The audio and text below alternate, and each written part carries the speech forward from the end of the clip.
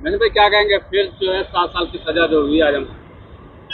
देखिए, 7 साल की सजा हो, चाहे आजीवन सजा हो, चाहे आजम खान जेल में हो, चाहे यूनिवर्सिटी के मुद्दे हो, ये सब सरकार बदले की भावना से काम कर रही है। और शुरू से लेके अंत तक जो चीज़ें सामने आई हैं उसमें हम लोग बहुत बोल चुके हैं कि जब सरकार किसी के पीछे पड़ती है तो उसके साथ ऐसा होता ही होता है।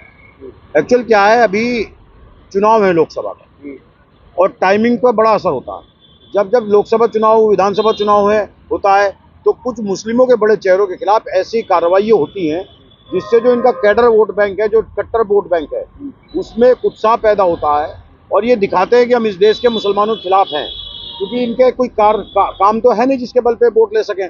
तो इनको वोट दिलवाने में आजम खान इनकी बड़ी मदद करते हैं। आजम खान के खिलाफ कार्रवाई, या इरफान सोलंकी हो, चाहे अतीक वाला प्रकरण हो, चाहे मुख्तार अंसारी वाला प्रकरण हो, ये सारे प्रकरण कहीं ना कहीं सरकार को फायदा देते हैं। इसीलिए ये चुनाव के समय में ये सारी चीजें होती हैं। अब आजम खान को हुई है, मैं कई मामलों में आजम खान बरी भी हुए।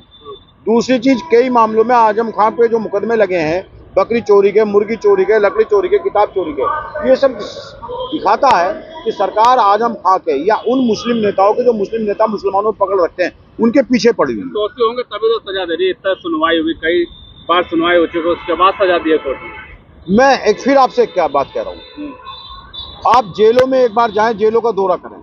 उस जेल में बहुत सारे लोग ऐसे पड़े हैं जो निर्दोष हैं और वो फंसे पड़े हैं, अपने जीवन काट रहे हैं। अब्दुल करीम टुंडा, सबको याद है अब्दुल करीम टुंडा, यही पिलखुआ का, जो आतंकवादी घटनाओं को लेकर के पिछले कई दशक से जेल में बंद था, जिसपे गंभीर धाराओं के मुकदमे लगे हुए थे, वो अब्दुल करीम टुंडा अभी बरी हो गया है। उसकी जवानी कौन लौटाएगा? कौन उसकी आवाज उठाएगा? आखिर क्यों किस एजेंसी ने पकड़ कर उसको जेल में डाल दिया?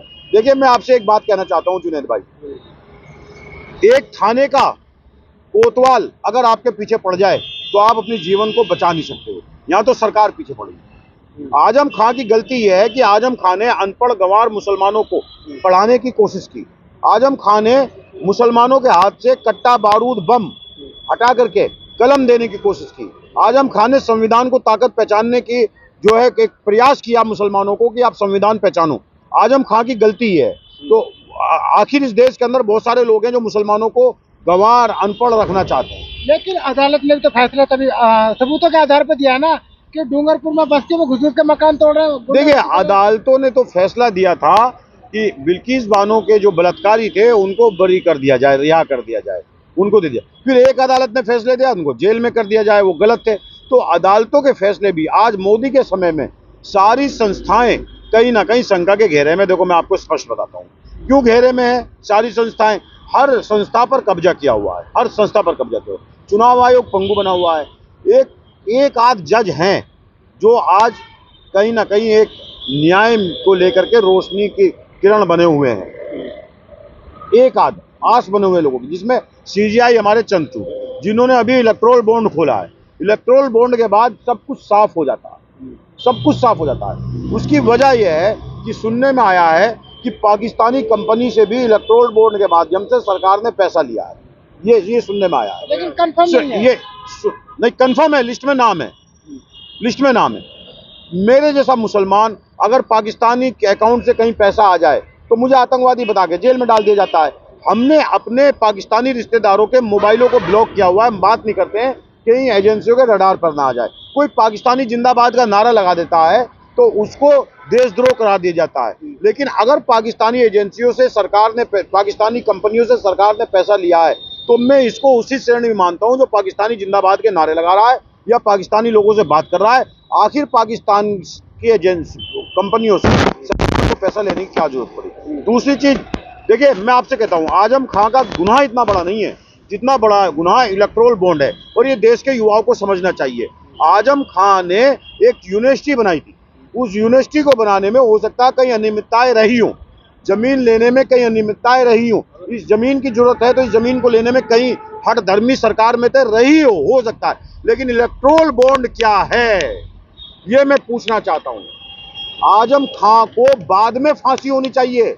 इलेक्टोरल बॉन्ड के नाम से जो देश के अंदर उगाही की गई है, जो धंधा, चंदे के नाम पर धंधा किया गया है, खुली फिरौती ली गई है कंपनियों से, उन लोगों को फांसी पहले होनी चाहिए।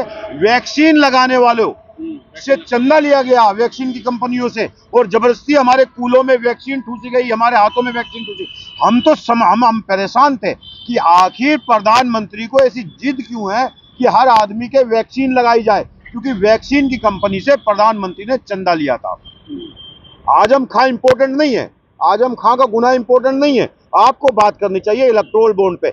जिन कंपनियों के यहाँ सीडी की सीबीआई की रेड पड़ी, जिनको भ्रष्टाचारी बताया गया, उन कंपनियों ने उस रेड के बाद पैसा दिया, इलेक्टोरल बॉन्ड के माध्यम से पैसा दिया भारत सरकार को, उसके बाद उनके यहाँ ईडी जाना बंद हो गई।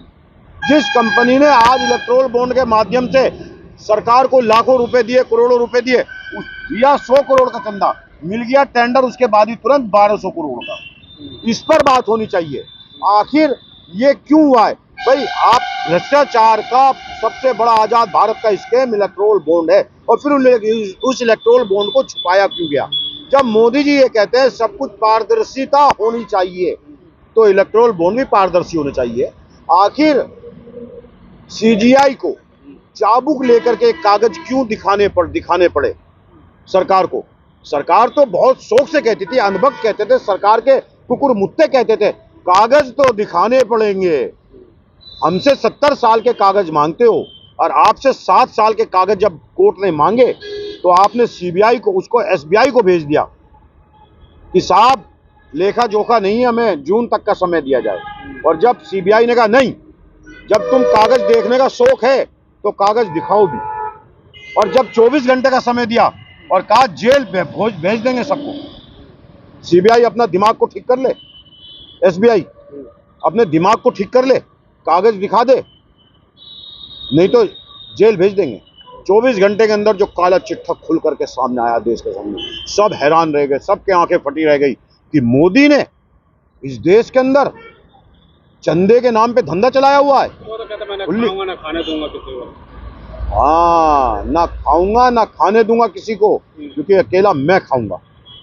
देखिए साहब, आपको समझना पड़ेगा, महिलाओं की बात करते हैं, महिला न्याय की, लेकिन अपनी पत्नी को न्याय नहीं दे सकते। मुसलमान महिलाओं के न्याय देने की बात करते हैं, लेकिन सोना लाने वाली बेटियों को न्याय नहीं दे सके। सब ढकोसला है, सब ढकोसला है। अच्छा, आप ये बताइए, पहले तो फर्जी जन्म प्रमाण पत्र मामले में उन्हें सजा हुई आजम खान को 7 साल की अधिकतम, अभी भी अधिकतम सजा हुई है, तो दोनों सजाओं कैसे देख रहे हैं जो लगातार हो रही है? देखिए, अधिकतम सजा का मैटर यह है, इस देश के अंदर साफ खुल चुका है। राहुल गांधी को भी अधिकतम सजा हुई थी, एक उस केस में सजा हुई थी जिसमें अक्सर जज सुनते नहीं है। एक हेयरिंग हुई और एक हेयरिंग के बाद तुरंत उनको अधिकतम सजा दे दी गई, उनकी सदस्यता रद्द करा दी गई। तब देश को लगा कि एजेंसियां और न्यायपालिका कहीं ना कहीं सरकार के दबाव में। अब आजम खां को लेकर के अधिकतम सजा दे दी गई। मतलब आप सजा की ऊंचाई को, जो सतह है, आखिर उसी को क्यों छू रहे हैं आप? तो उससे हमें महसूस होता है कि न्यायालय भी कहीं ना कहीं सरकार के अधीन काम कर रहे हैं, इससे हमें पता चलता है।